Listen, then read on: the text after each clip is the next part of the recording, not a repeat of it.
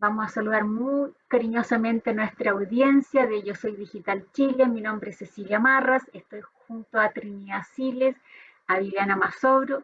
Y hoy día tenemos una muy linda invitada de México, nuestros hermanos mexicanos que nos han venido a visitar, lo hemos conocido, hemos estado encantados con ellos y se los voy a pasar a presentar, pero antes les quiero hacer un resumen de las personas que nos han escrito a la radio. Es Elda Audicio, muchas gracias Elda de Argentina que nos hace sus comentarios con muy buena crítica literaria. A mis cuentos, Marta Alicia, gracias por presentarnos a su querida hija Adriana Sáenz que está hoy día con nosotros. Ana María Moreno, gracias por tus comentarios, a Gloria Cárcamo. Y a los nuevos auditores que hemos estado en Instagram, a Residencia Altos del Parque de Uruguay, a Nova Vita, Residencia de Buenos Aires, a Karen Genia, gerentóloga, y hoy día les quiero presentar a nuestra invitada internacional que está con nosotros, la vamos a mostrar en pantalla. Aquí está nuestra invitada Adriana. Adriana Sáenz Serdio, ella es arqueóloga, joven, por varios años se ha dedicado al trabajo de salvamento y rescate arqueológico en distintas ciudades del centro de México. Ella nos va a comentar y nos va a ampliar esta noticia. Le gusta investigar la vida cotidiana, tradiciones y envejecimiento en las poblaciones antepasadas. Qué trabajo más lindo. Forma parte de un círculo de lectura adscrito que se llama FES UNAM y fue docente hace unos años atrás. Así que adelante Adriana, un saludo, gracias por estar con nosotros y saludo a nuestra audiencia por favor y a la tuya también. Adelante. Muy buenos días, muchas gracias por la invitación, es un placer estar aquí con ustedes y un honor. Como bien decía Cecilia, pues yo me dedico a la arqueología en México. La arqueología en cualquier punto es apasionante, pero a mí la oportunidad que tenemos pues es de trabajar en las calles, en las obras públicas, en cualquier construcción para proteger cualquier patrimonio que vayan a dañar, pues ahí es donde nosotros trabajamos. Y bueno, mi experiencia en la universidad, en la FES de la UNAM, pues es trabajar en temas de envejecimiento activo, envejecimiento saludable, bajo esta noción de que pues en unos pocos años vamos a ser más viejos que jóvenes, entonces tenemos que ponernos las pilas para tener buena calidad de vida, ¿no? A grandes rasgos es a lo que me dedico y amo a los perros. Aquí está uno de mis perrijos. Y bueno, es lo que les comparto. Qué linda, Adriana. Muchas gracias. En realidad aquí estamos, es el grupo completo, estamos ayudando a las personas mayores a que su vejez, su adultez en realidad sea más entretenida, digitalizando la lectura. Aquí con el equipo estamos haciendo que ellos vayan a YouTube, busquen la radio Yo Soy Digital Chile y puedan buscar este gran programa de lectura, porque muchas veces es más entretenido estar en esta gran compañía que estar leyendo solo en casa. Y como tu mamá, mis cuentos, lo bueno es que la lectura ella lo está incentivando desde pequeñitos, entonces aquí estamos agarrando por todas las edades, así que muy bienvenida a nuestro programa, muchas gracias por estar con nosotros y ahora le doy la palabra a Trini. Adelante, Trini. Bueno, buenos días a todos. Le doy la bienvenida especialmente a Adriana y al grupo que nos escucha y a mis compañeras de programa. Efectivamente, estamos con un cuento nuevo hoy, con una autora que es estupenda y que además de tener novelas tiene cuentos. Me refiero a Irene Nemirovsky y voy a compartir con ustedes un hombre honrado. El señor Mitaine era dueño de una gran casa y también de 3 hermosas fincas. Era un anciano vestido completamente de gris. En la monarca lo respetaban, lo consideraban un hombre justo, enriquecido por varias herencias. Vivía en el pueblo desde hacía 20 años. En su vida había declinado las invitaciones y no hizo amigos. Vivía con su hermana, una anciana solterona. Él había quedado viudo. Su hijo se había establecido en Dijon unos años antes. El señor Senard, el notario, había sido llamado por Mitaine para redactar su testamento. Mientras terminaba de hacer su siesta, Mitaine, la hermana frágil y digna, lo puso al día de algunos antecedentes familiares. Señor notario, le dijo, mi hermano quiere retirarle una parte de su fortuna a su hijo Germain y legarme a mí el resto. Mi sobrino se molestará conmigo. Mucho tiempo atrás, mientras un amigo de Germain, que pasaba sus vacaciones en nuestra casa y que llevaba una vida... desaparecieron, en fin, 200.000 francos de la caja fuerte de mi hermano. Mitaine culpó al pobrecillo de Gerard, ofendió mucho a su hijo llamándole ladrón. Para mí que fue el parisino quien lo robó. Y eso es lo que lo está matando. Gerard lo era todo en este mundo para él. Y ahora lo deshereda. Mi hermano y yo quedamos huérfanos de madre, muy jóvenes. Nuestro padre era un hombre muy duro, avaro y licencioso. A Joseph le pegaba, engañaba a su mujer con la criada y otras mujeres. Era vulgar, vanidoso y deshonesto. Joseph, mi hermano, muy tímido. Nunca había sido feliz. Estuvo casado muy joven por mi padre. Su mujer, a los 10 meses de casado, se fugó con un oficial. Su mujer murió. Dudó mucho en casarse de nuevo. Acabó casándose a los 48 años con una huérfana muy joven, una institutriz que no tenía un céntimo.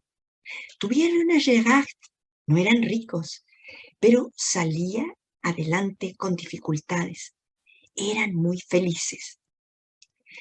Su padre había instalado en su casa a un amante y se disponía a dejarle toda su fortuna en vida a ella. Llegó la guerra de 1914. Joseph Mitaine era un hombre de salud frágil. No lo dejaron alistarse. Al poco tiempo se arruinó.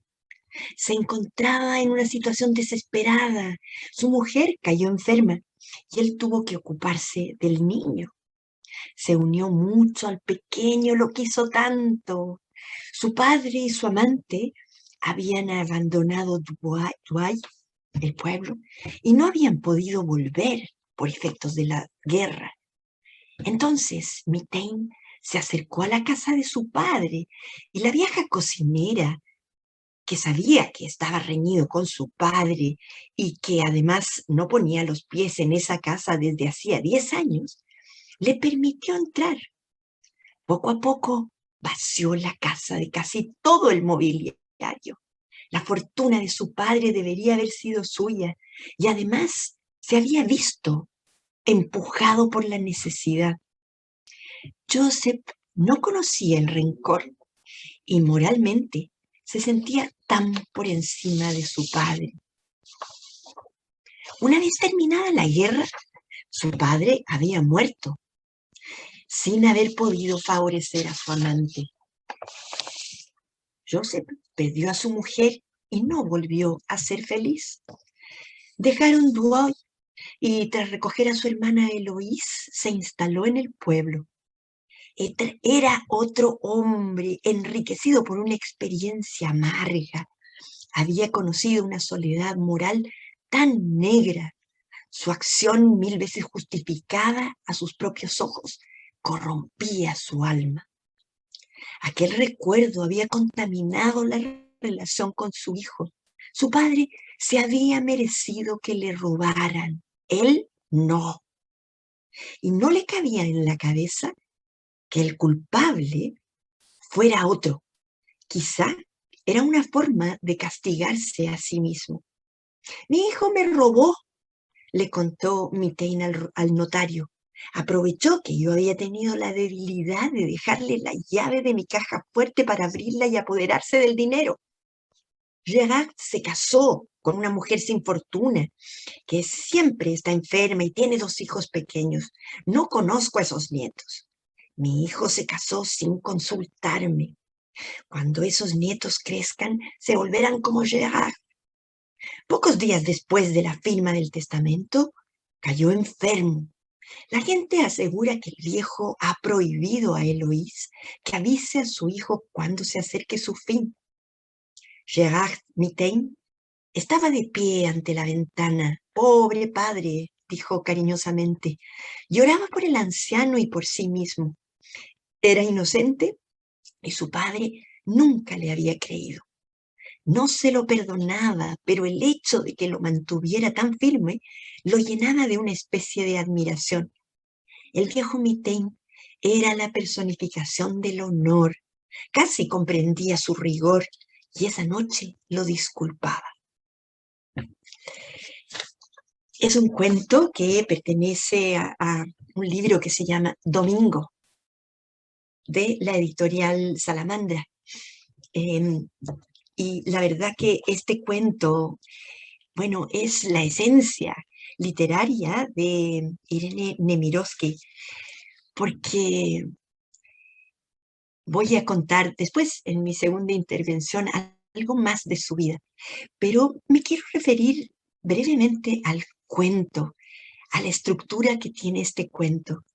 Es una historia lineal en que van dando poco a poco los hechos de un relato escalofriante que se llama El hombre honrado, irónicamente, porque el pueblo conocía a este hombre como el hombre honrado y respetable por su honorabilidad, por su veracidad, por su valor.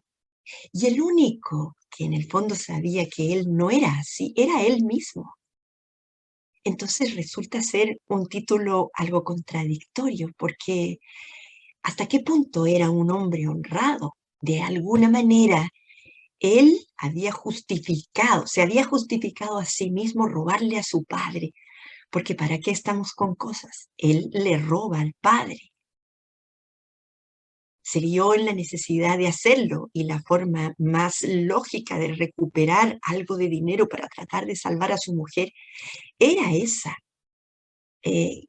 recuperar una futura herencia, aprovechando que su padre no estaba en su casa.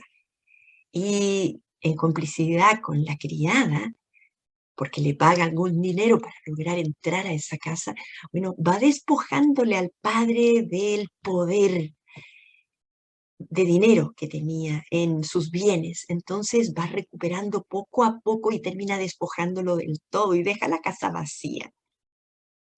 Los pilla obviamente que la guerra y él entonces con un golpe de suerte logra recuperar todo y no permitir quizás incluso a los invasores extranjeros que iban a llegar de todas maneras a apropiarse de esa casa y seguramente de esos bienes. Entonces sí se apodera y recupera toda la herencia que le pudo haber correspondido un tiempo. El padre muere. Y bueno, viene entonces el otro nudo de esta historia, que es lo que sucede con el hijo. El hijo no es el ladrón. A los lectores no nos cabe duda de que el ladrón fue el amigo a quien irresponsablemente el hijo le entrega la llave a él o a la amiga, en fin. Pero evidentemente el padre se siente robado y hay 2 robos. Entonces la unión de esos robos estructura la historia de un hombre honrado, que, bueno, yo les he resumido como lo hago otras veces y les recomiendo leerlo hasta el final. Y bueno, voy a dejarle entonces ahora a Viviana que ella vaya complementando los secretos de este cuento con su sabiduría. Adelante, Viviana. Gracias, Trini. He tenido la suerte de leer bastantes textos de Nemirovsky con ayuda de Trini y de otras profesoras en nuestros talleres, y realmente la calidad de su escritura es maravillosa, ¿no? Porque hay algo que es muy fuerte, es cómo arma los perfiles psicológicos de los personajes. O sea, es una observadora atenta, pertinaz, y que es capaz de contarnos desde el aspecto físico, que siempre los describe con mucho detalle, los sentimientos, los pensamientos, ¿no? Las reflexiones, de manera que uno como lector se siente dentro de la escena y en la propia cabeza de los personajes. Y tiene la capacidad de mostrarnos sus desarrollos, sus evoluciones, sus contradicciones, como bien nos señalaba Trini, y en un punto se suele vincular con las propias contradicciones de Nemirovsky por su difícil pertenencia. Ella era judía, había estado en Rusia, huyó a Finlandia con su familia porque su padre fue perseguido y terminó viviendo en Francia, donde tal vez pensó con su esposo que iban a encontrar la paz. Pero bueno, ya Trini nos contará qué pasó después con ella, ¿no? Porque la perdimos muy joven. Entonces, se siente esa posición de ella frente, ella era judía y describía a veces malamente a los judíos, pero después los reivindicaba. Entonces como que, voy a decir una palabra muy simple, los tironeos de sus distintas pertenencias e identidades se ven o se reproducen en sus personajes. Y en Joseph Mitten se ve de una manera terrible, porque a pesar de ese padre licencioso, ese padre deshonesto, él se convirtió en un hombre honorable, un hombre probo, un hombre honesto, y de pronto la necesidad lo empujó a hacer un acto que para él era terriblemente deplorable. No lo, digamos que según las propias reflexiones del personaje, no lo sufrió demasiado, no lo vivió como una venganza, pero dejó una marca oscura en él. Y lo convirtió en este hombre triste, desapegado, antisocial.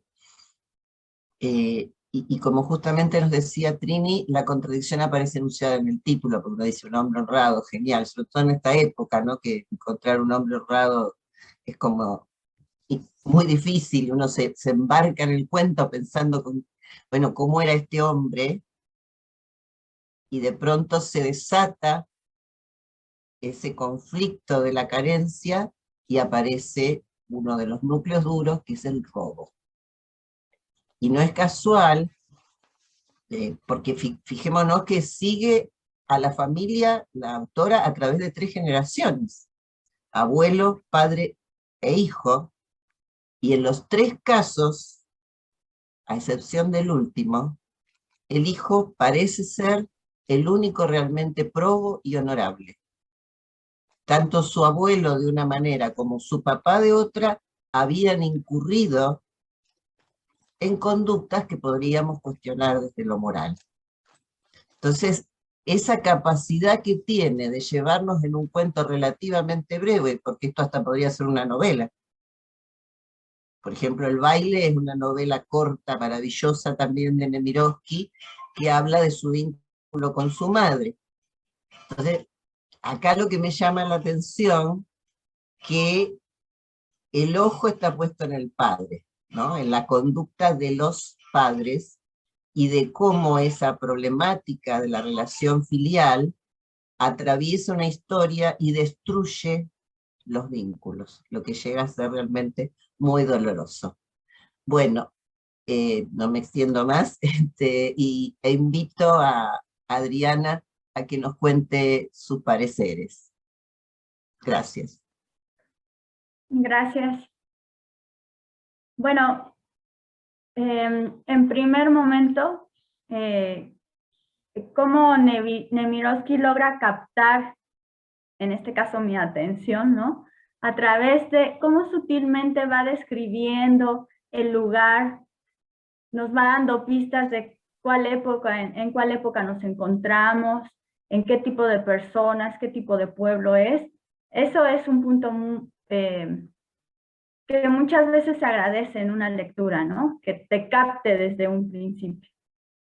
Y bueno, desarrollándose la historia, pues a mí me llamó la atención lo que es la inflexibilidad. Muchas veces ideas firmes, conceptos firmes que a veces tenemos de alguna situación, de alguna persona, pues nos causa mucha tristeza o unas grandes marcas en nuestra vida y la trastocan totalmente. A veces, tal vez como jóvenes o algunos jóvenes tienen un desapego y dicen, bueno, pues ya, vuelta a la hoja y lo que sigue, ¿no? Pero muchas veces en las personas mayores no es tan fácil. Y entonces esa inflexibilidad pues hace que haya esa pérdida del vínculo con el hijo, ¿no? Eso es lo que a mí me llamó la atención. Y no lo vemos, bueno, lo vemos en esta historia y lo vemos en muchas otras, esta inflexibilidad de las personas mayores. ¿Qué más les puedo comentar?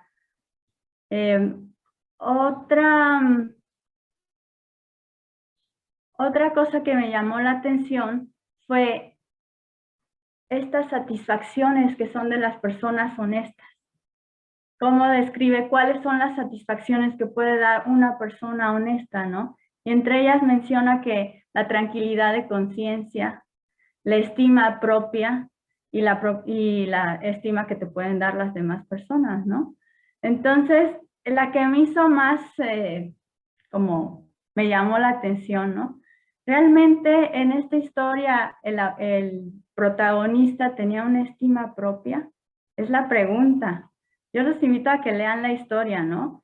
Y esa estima propia para él estaba, pues yo diría que dañada, ¿no? Y lo descubrimos hacia la parte final del cuento, por qué está pasando todo esto, ¿no? Uno parecería que está leyendo una historia pues de cualquier persona honorable, honesta, de una vida muy recta, pero pues se descubre al final, ¿no? En esta, Nemirovsky creo que no deja un cabo suelto. Todo lo va resolviendo. A través de la historia, tarde o temprano, te va explicando por qué el señor pensaba así, o por qué la hermana es de tal manera, el pueblo, todos los cabos los deja muy bien resueltos y amarrados. Esa sería mi participación por el momento.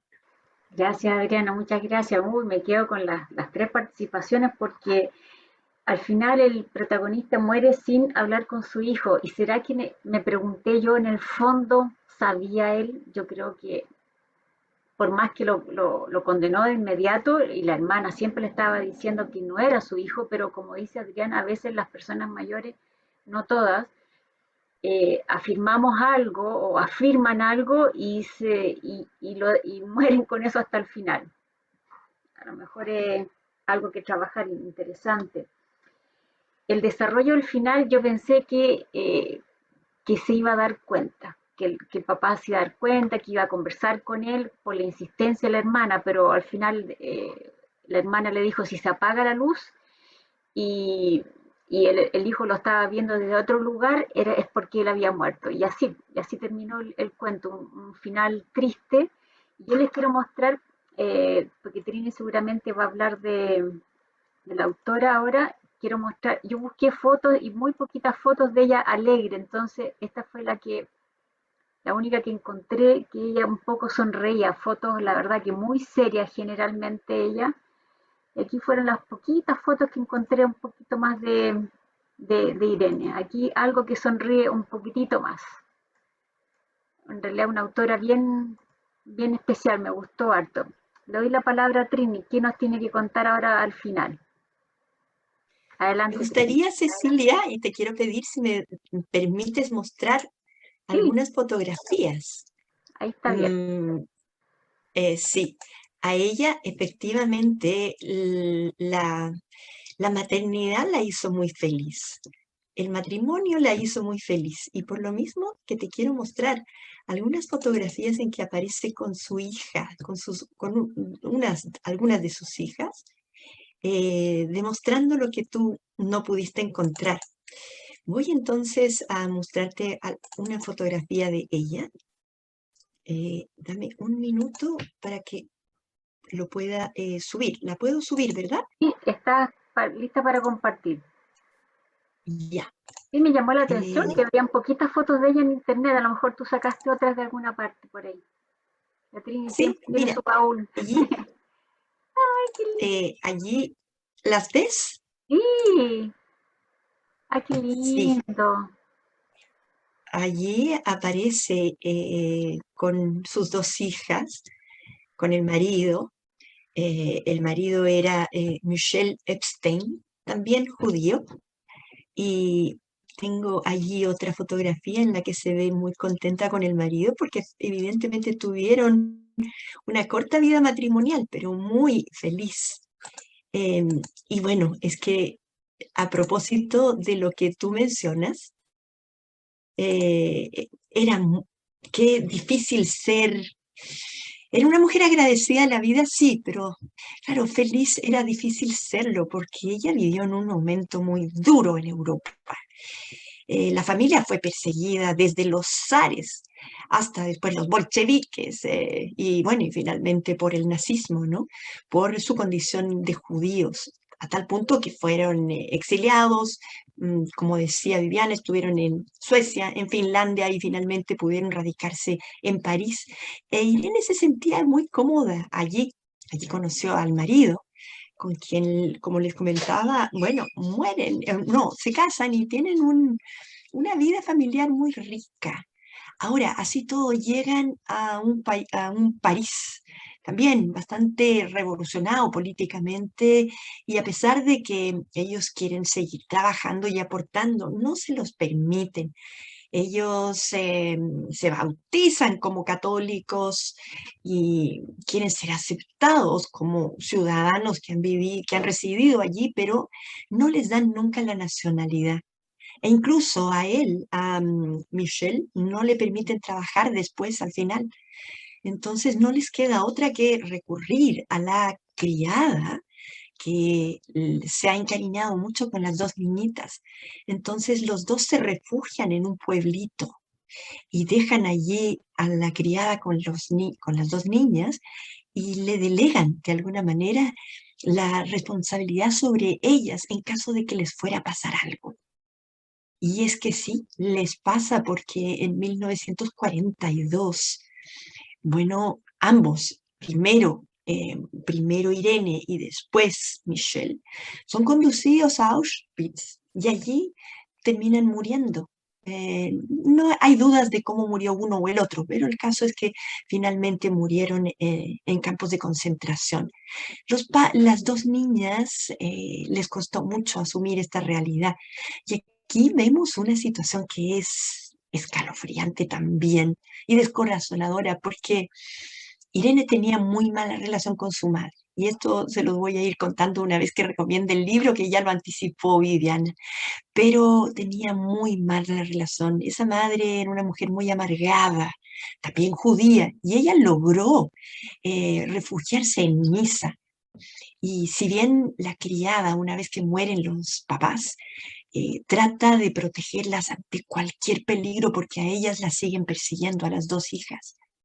Elizabeth y la otra, no recuerdo bien si es Elizabeth e Irene, creo, no estoy segura, pero las dos hijas rescatan los manuscritos que ella ha dejado, que es parte de la suite francesa, que se convirtió después en una novela, pero se editó en forma póstuma.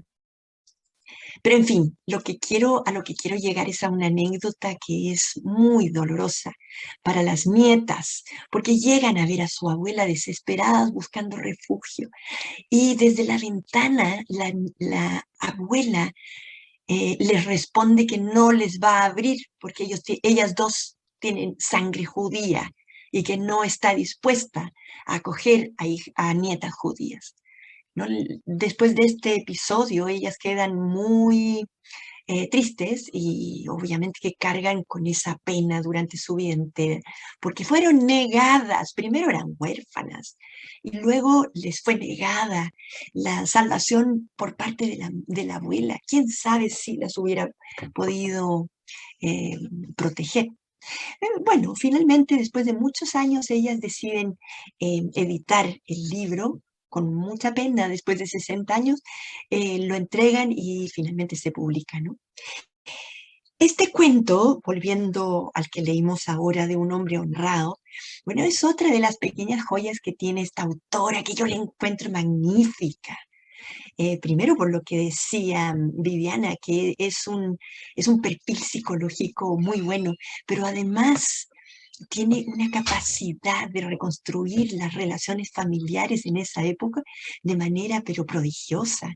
Y además de advertir roces, de pronto caídas, quiebres que hay dentro de las relaciones internas, entre padres e hijos, entre marido y mujer, entre hermanos. Y en este caso lo hace justamente en las relaciones también personales, pero relaciones padre-hijo, ¿no? Y en este caso yo quiero insistir en uno de los párrafos que alcancé a leer, que es la explicación del cuento, ¿no? Cuando el narrador, en tercera persona y omnisciente, dice, una vez que, bueno, ya es adulto, ya es mayor, ya se ha cometido incluso el supuesto robo del hijo, y él de alguna manera ha asumido su culpabilidad del robo que él hizo, efectivamente, el hijo no, y lo da a conocer con este párrafo, ¿no? Era otro hombre, claro, enriquecido por una experiencia amarga, había conocido una soledad moral tan negra. Su acción, 1000 veces justificada a sus propios ojos, corrompía su alma. Él no se perdonaba el acto, no se perdonaba el pecado del robo, y quiso buscar un aliado que podría haber sido el hijo, también ladrón, al que él juzga como ladrón. Pero es incapaz de perdonarse a sí mismo y por lo mismo tampoco al hijo. Y se muere sin esa paz de un reencuentro con su hijo. O sea, él es un tirano consigo mismo y jamás conoce el perdón. En cambio, el hijo demuestra una honorabilidad y una nobleza de alma porque no solamente le perdona al padre, sino que incluso lo honra. Gran cuento.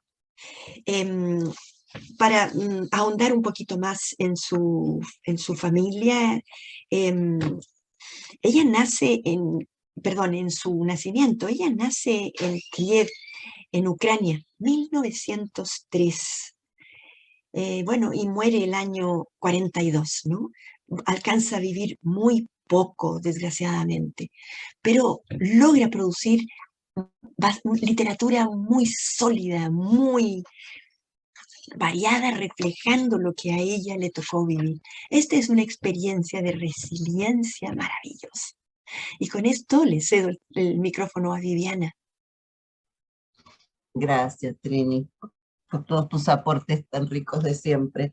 Yo creo que hay algo, no sé si curioso, que rescatar respecto a las historias que forman parte del libro, ¿no? Que se llama Domingo, como bien nos decía Trini, que esas historias se ubican en general en ese día de la semana.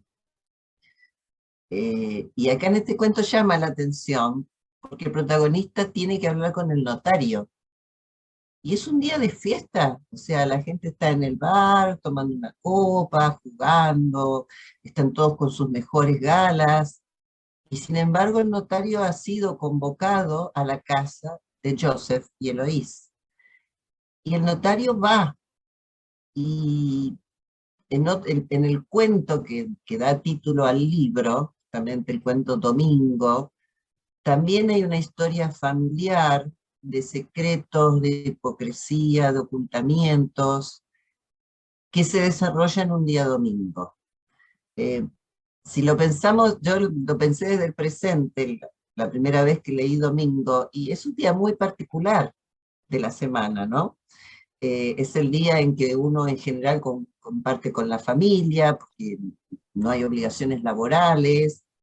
También es el día en que en general se producen las depresiones, porque hay que pensar en volver al trabajo y abandonar el placer del feriado, del día tranquilo. Entonces es interesante pensarlo, ¿por qué ubica las historias en ese día?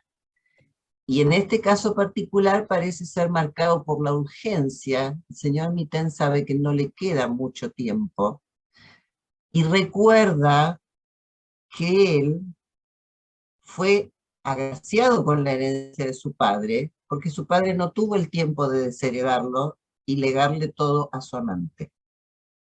Y él, yo creo que tan molesto consigo mismo por lo que hizo, y que de alguna manera alivia ese dolor descargando en el pensamiento de que su hijo también es un ladrón, por eso no puede aceptar las explicaciones, la insistencia de su hermana, de que tenga en cuenta a su hijo, que el robo pudo ser de alguna de las personas que estaban ahí. Él está obsesionado con desheredarlo. Y hay un tema que a mí me llamó la atención, que es el tema de la ley. Cómo la autora nos interioriza o nos informa de las leyes francesas, donde, por ejemplo, el robo del hijo al padre no es penado por la ley, pero sí es penado moralmente de la manera más terrible por el padre del joven Gerard. Y donde existe la posibilidad de desheredar a los hijos con un límite.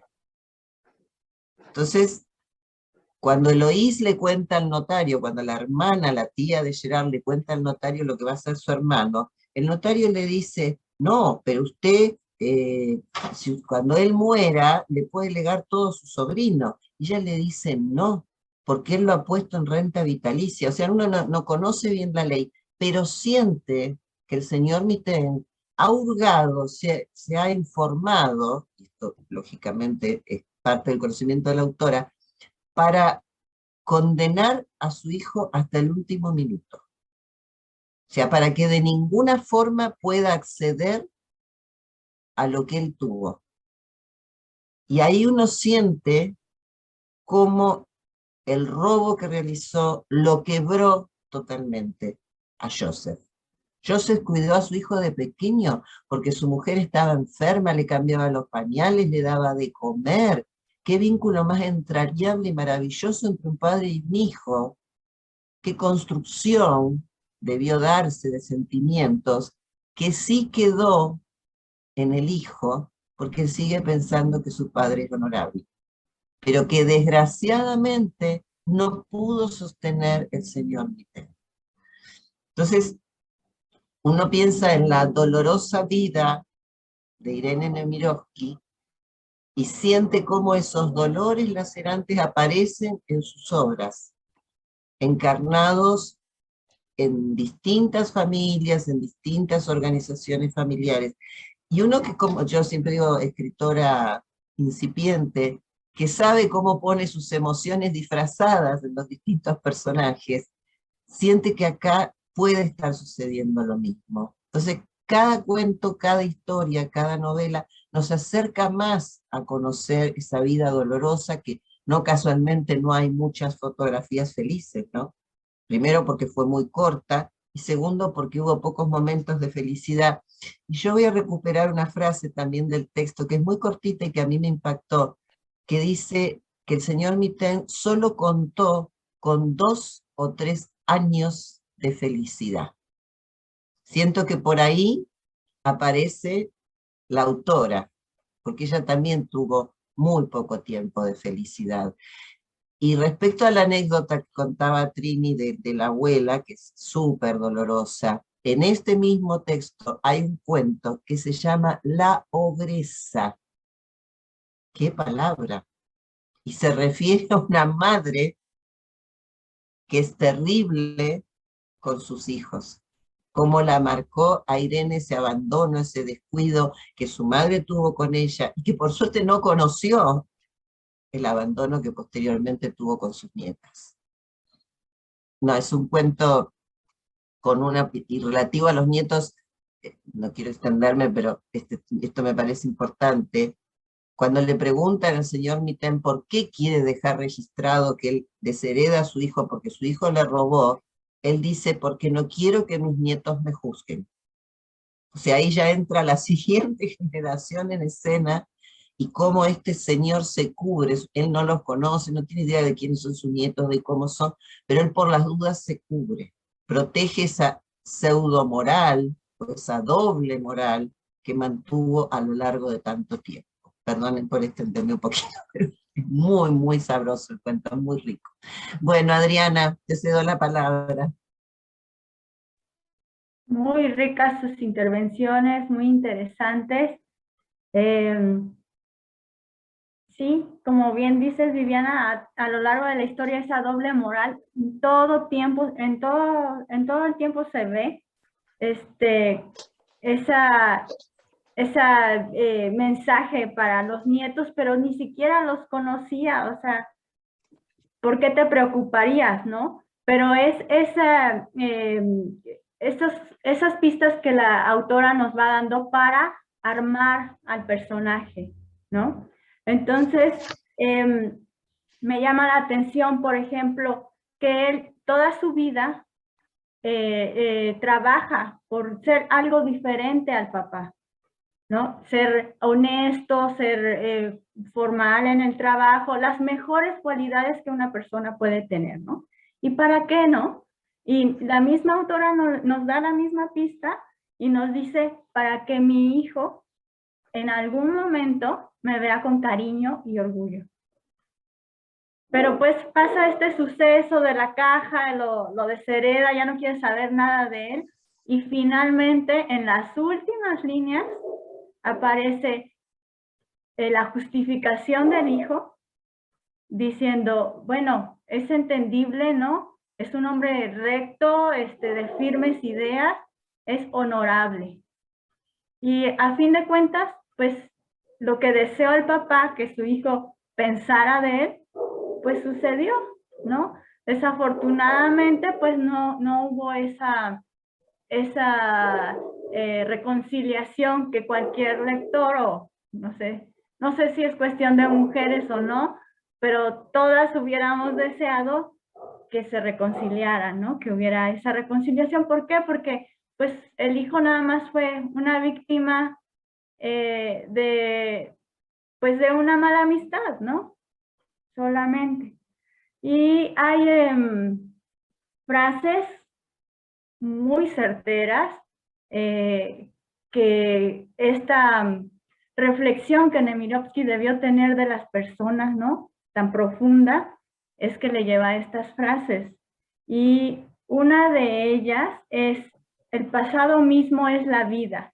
Como este suceso de la caja robada, ¿no? Le hizo la vida triste, solitaria, reservada, ¿no? Y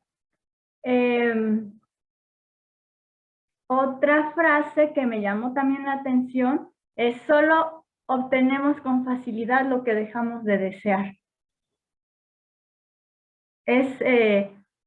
Es un cuento que me gustó muchísimo, que tiene mucho de qué platicarse, y les recomiendo leerlo.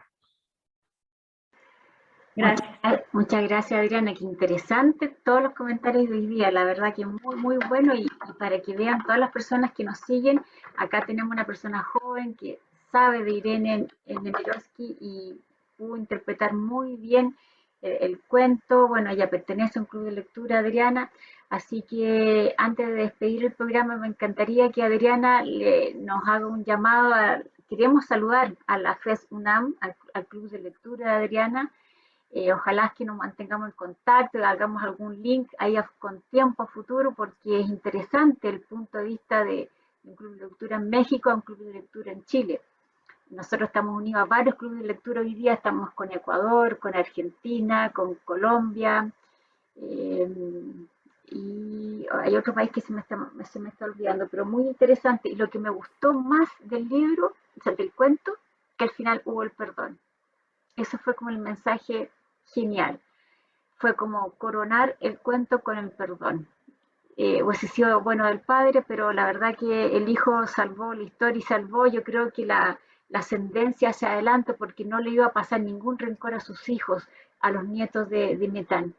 Así que lindo, lindo cuento como lo cerró Irene. Yo creo que Irene es el hijo que logró perdonar todo lo que le habían hecho, todo lo que pueden haber pensado de ella. No sé, tengo esa pequeña sensación. Así que ahora vuelvo con Trini y para que nos dé la recomendación del libro que nos había comentado, y gracias a Adriana por su participación, al Club de Lectura de la FES UNAM, que nos vean. Tenemos más de 78 cuentos con el de hoy día para que puedan revisar, comentarnos también qué les aparece, y nosotros también vamos a mirar el Club de Lectura de ustedes.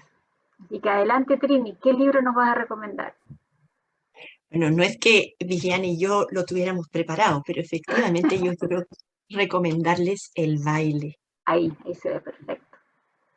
Es un cuento largo, una novelita corta, espectacular, porque es ingeniosa, es contundente, con diálogos, retratando en esta oportunidad otro de los grandes temas de los que se preocupa Irene Nemirovsky, que es la aristocracia parisina, la aristocracia de cualquiera de nuestras sociedades, llevadas mucho por el que dirán, por las apariencias, perdiendo así el meollo del sentido de la vida, ¿no?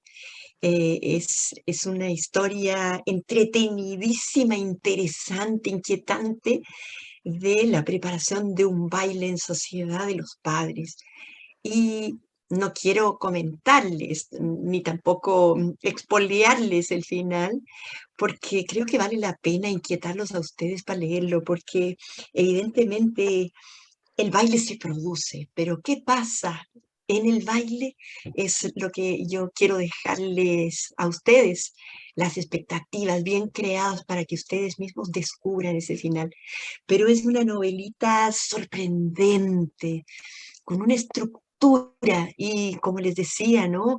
Con trazos espontáneos de cada uno de estos personajes que componen este tipo de sociedades a las que todos nosotros hemos conocido en su momento.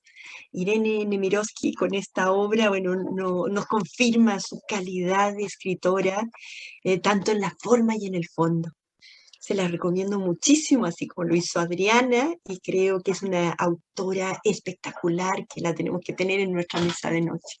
Muchas gracias a todos y un abrazo enorme a México y a tus lectores, Adriana, y a ustedes dos y a nuestros auditores también. Todo el ánimo para esta semana que viene. Muchas gracias, Trini. Gracias a Vivi por estar convaleciente acá con nosotros, que ha hecho un tremendo esfuerzo. Un saludo a Gaby, que durante 2 semanas no nos va a poder acompañar. Le echamos mucho de menos hoy día en su comentario. ¡Mucho! Sí, mucho. La vamos a hacer trabajar el doble después. Así que, y un saludo muy grande a México, a Adriana Sáenz, por estar de madrugada acá en nuestro programa, porque en México tenemos 3 horas, así que un saludo muy grande, muchas gracias por estar con nosotros y hasta la próxima semana nuestra audiencia.